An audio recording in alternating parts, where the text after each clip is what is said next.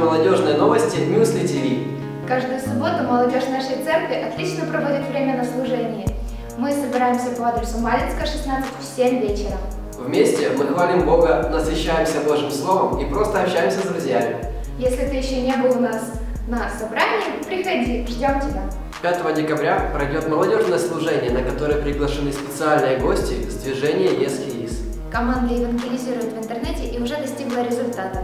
Они имеют опыт, которым делятся с другими и учат нести Евангелие онлайн. Внимание! Во время конференции «Чемпионы царства» будут проходить молодежные семинары. Первый семинар пройдет 11 декабря в 14:00. Тема «Как достичь подростков и молодежь в своем городе».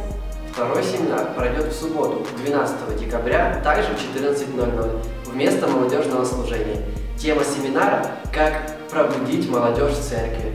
Оба семинара будут проходить в офисе в зале номер 2. И, конечно же, мы приглашаем всех на наши молодежные группы «Надежды».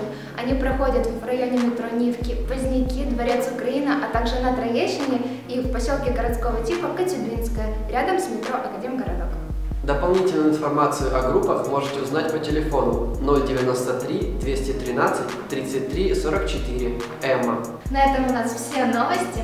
Подписывайтесь на наши группы ВКонтакте и в Фейсбуке. Там мы выкладываем всю информацию о жизни движения «Миссия 316». Увидимся на молодежке. Пока-пока.